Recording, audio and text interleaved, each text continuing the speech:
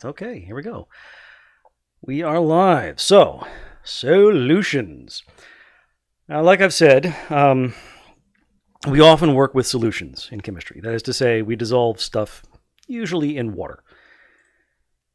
So, we do this for various reasons. Namely, that it can make things safer. A lot of chemicals are extremely hazardous when they are dry, but they become a lot more tractable when they are dissolved. They're not necessarily safe, but they are far less dangerous. Let's put it that way. It also makes it easier to handle extremely minute quantities of stuff. You dissolve 5 grams of something in a liter of water, then you can easily get 5 micrograms just by measuring out 1 milliliter of water. And it's a lot harder to measure 5 micrograms as a solid. It's difficult to work with really small things of just the pure substance. So we dissolve it, and that makes it easier. So there are a couple of reasons. Also, human beings are walking bags of salt water. A lot of the chemistry that's important to life, virtually all of it, is a solution chemistry. So there's lots of reasons. Anyway, here's the vocab. First up, we have the solute, the thing that's being dissolved. The solvent is the thing doing the dissolving. And what really distinguishes those is which one is present in greater quantity. Yeah, that's all. That's really the only way you can divide them. And the solution is when you have both of them together.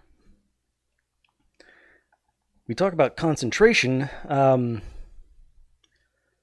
That's how much solute there is per unit solvent or per unit solution. There are different ways of measuring concentration. We'll talk about some of the more popular ones. But a greater concentration just means that there's more solute present. A lower concentration means there's less solute present. And finally, we have saturation. Saturation is when you can't get any more solute to dissolve in the solvent. Okay, so it's unsaturated when you have less than that amount. Saturation is when you reach that amount, and you can have supersaturated solutions. When you have more dissolved in the solution than the solution can actually hold. That can be difficult to achieve. The way you do that is usually by changing the conditions.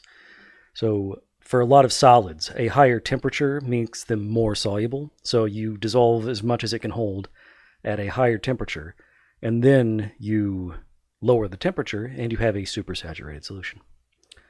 And then Super Saiyan is apparently when Goku goes all blonde and glowy and gets angry and stuff. I don't know. I've never actually watched Dragon Ball. All right.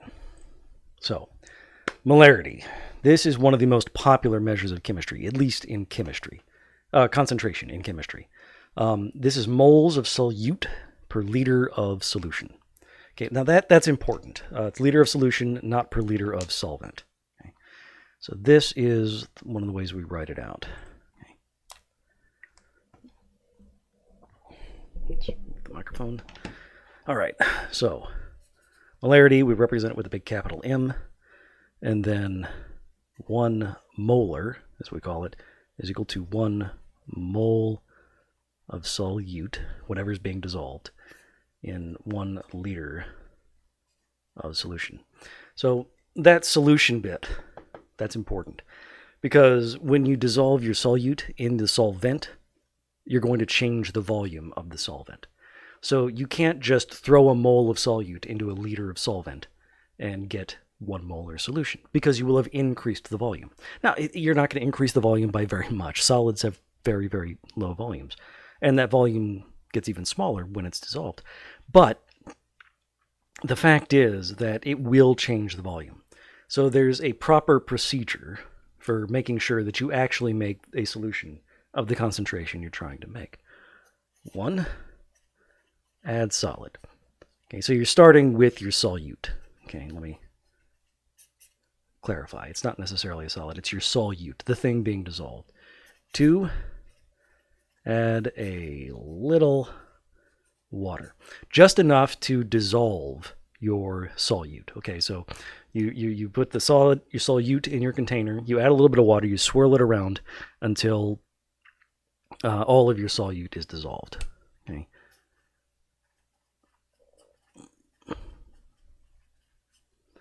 And then step 3 is when you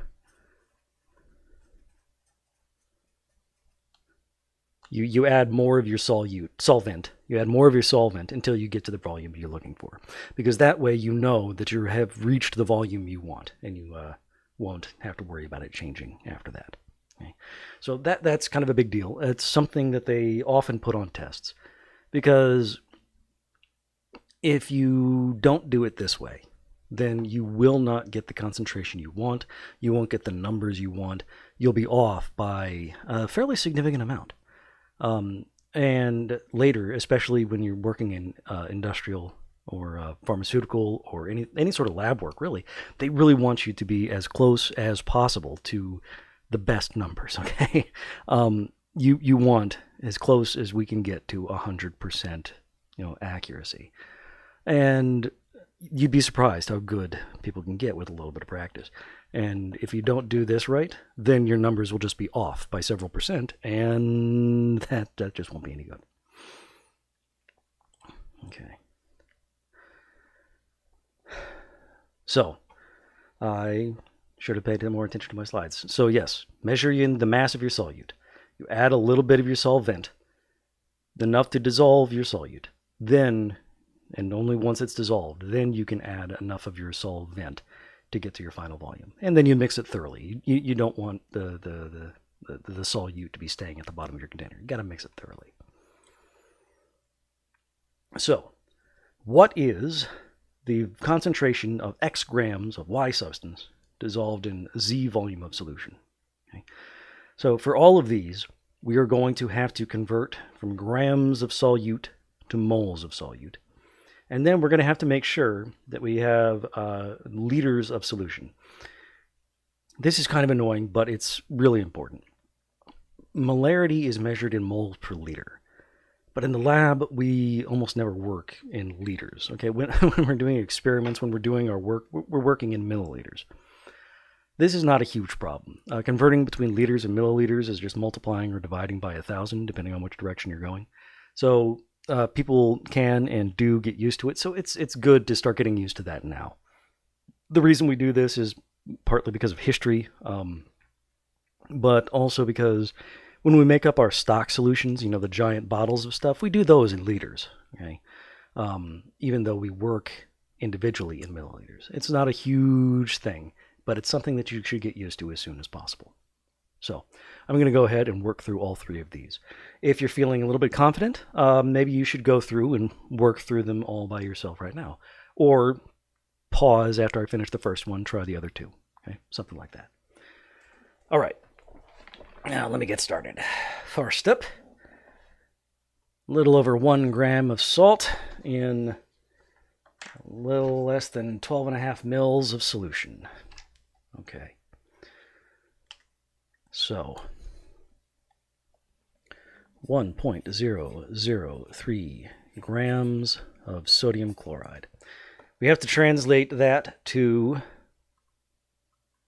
moles, so we need the molar mass of sodium chloride. Sodium is 22.990. Chlorine is 35.453.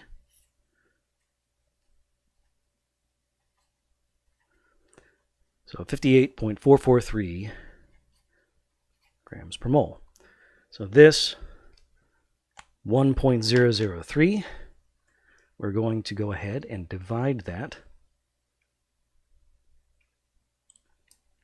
by the molar mass of sodium chloride. So we divide that by 58.443. That's going to get us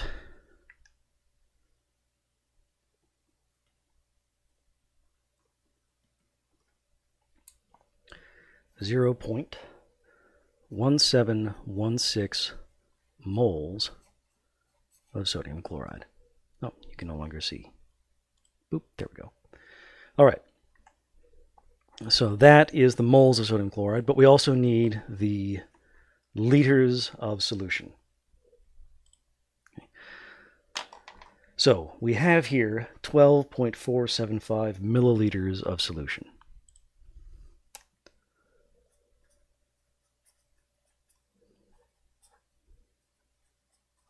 Okay. Now, remember, big unit means smaller number. So there are 1,000 milliliters in every liter of solution. So when we go from the smaller unit, milliliter, to the bigger unit, liter, our number is going to get smaller. Okay, so from 12.475, we're going to go to 0.012475 liters. Okay, bigger unit, smaller number. And now we can calculate the molarity. Okay, the molarity is moles per liter.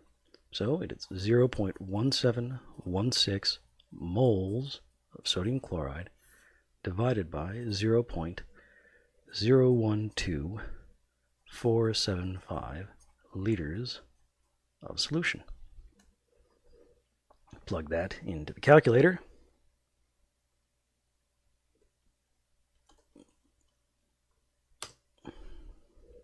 We get 1.376 molar NaCl. So the units of molarity are molars. We write it down as a capital M, and we just read it as molar. Okay, 1.376 molar sodium chloride. Okay, so next up, I'm just going to go ahead and leave these things up. You all have access to the slides. I don't need to keep on flipping back to them. Next up is 15 grams, a little bit over, 15.032 grams of calcium nitrate in 75 mils of solution. Okay, so once again, we're going to need this guy here. Calcium is 40.078. There's only one of him. Nitrogen is 14.007. There's two of those because there's two nitrates, so that means there's two nitrogens. Oxygen is 15.999, and there's 2 times 3 is 6 oxygens. So we add all those together, we're going to have a fairly hefty formula mass.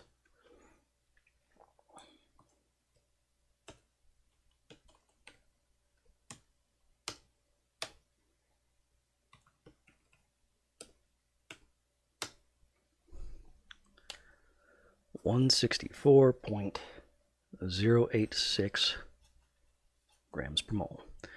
So 15.032 grams divided by 164.068 grams per mole.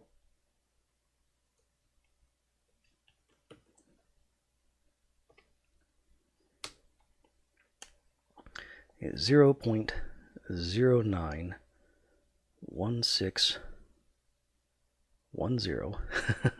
moles of our calcium nitrate. And then we divide that by our liters. We just move the decimal place 3 to the right. Divided by 0.075000 liters of solution gets us our concentration.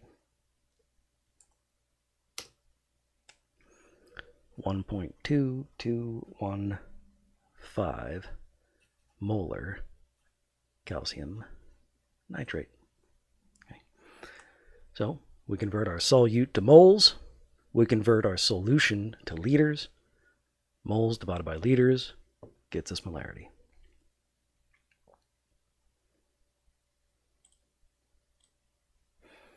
And final, we're dissolving sugar and quite a lot of water to make fairly concentrated solution of sugar water. All right, so we have 381.192 grams of glucose. I hope you'll forgive me for not calculating it, but I happen to have this one on the top of my head. Unless I, have it wrong. But we have 180.156. So 381.192 divided by 180.156 gives us 2.11590 moles of glucose. And then our volume was already in liters, so we don't even need to convert. So we divide that by our volume, 1.325 liters of solution.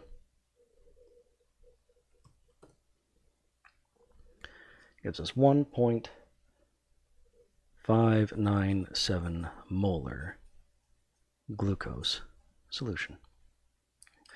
So calculating concentration is fairly straightforward. It doesn't take a heck of a lot. You just got to remember moles and liters. Convert from grams to moles, convert from milliliters to liters as necessary. Unless you're making up a really large amount of solution, you're probably going to be working in milliliters. But your calculation is going to have to be in liters. All right.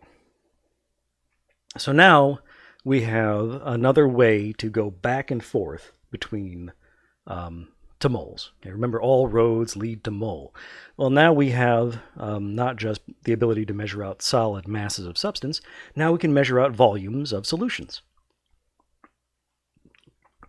Yay! Okay, so we have an entire table here. You can go between mass and moles of a substance once you know the formula mass or molar mass. And you can go between moles and volume or molarity and volume if you know one of the other two. So, or let me restate that. Let me bring this back up. You have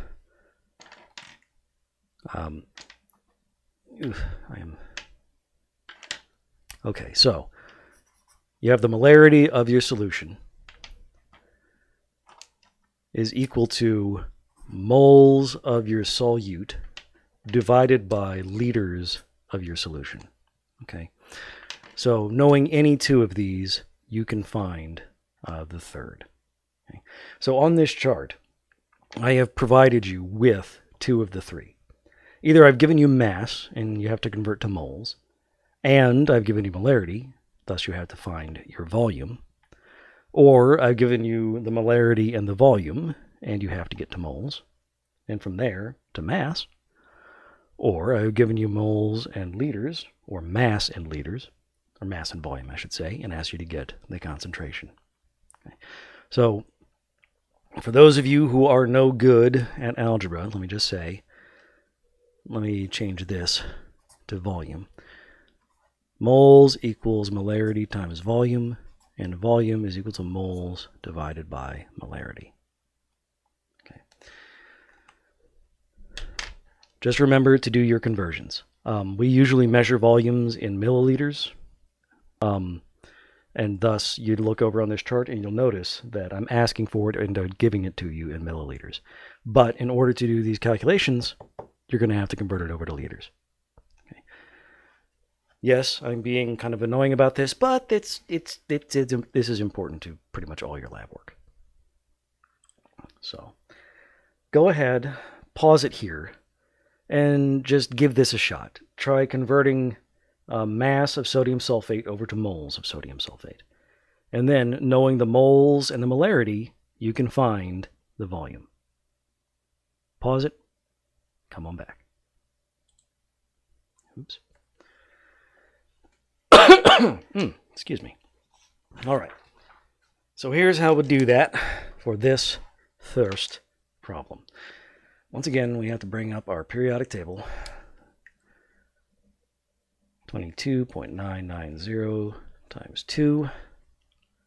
Sulfur is 32.066 times 1.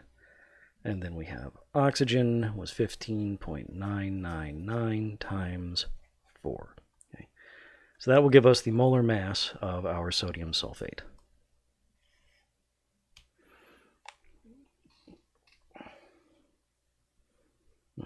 The reason I can't find my calculator is because it's on the computer. All right. So the molar mass of our sodium sulfate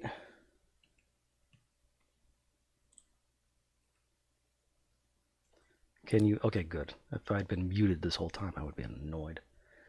Times 2 plus 32.066 plus 15.999 times 4. Molar mass of our sodium sulfate is 142.042. So our mass of 12.343 grams divided by our molar mass gives us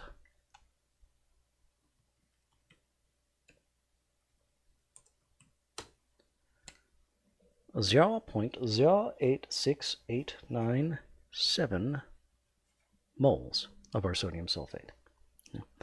So that's what goes in this second column here.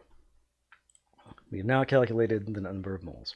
And knowing moles and molarity, we can get volume.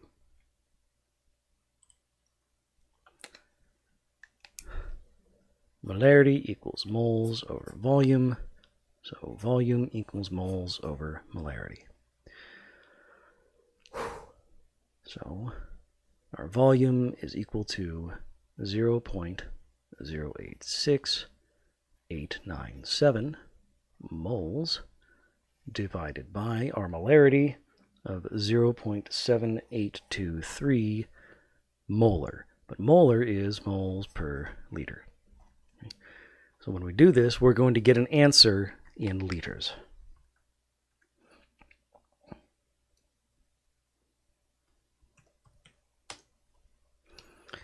.1111 liters. But of course, being an annoying jerk, I asked you for the volume in milliliters. And those are 111.1 milliliters. Smaller unit, therefore bigger number. All right. I will leave the rest of this table for you to fill out rather than trying to fill it out myself, one giant annoying thing at a time, because that would take half an hour and I don't feel like it. So that's for you. So like I said, all roads lead to mole. So you can you can convert between mass and moles using the molar mass. You can convert between moles and particles using Avogadro's number. And now we can convert between moles and volume of a solution using the molarity of the solution. And so what we were just doing was we were going between volume and moles and between mass and moles, and thus able to connect mass and volume. So this is just another step, another path, another way for us to work with moles, to be able to work with stuff in the lab. Because we can measure volume of a solution using a graduated cylinder or a pipette or a burette, something like that. We can measure mass using a balance. We can't measure moles directly, but we have to work in moles because that is the chemistry stuff. So with that, we're done introducing solutions. I will see you in a few minutes when we start doing dilutions.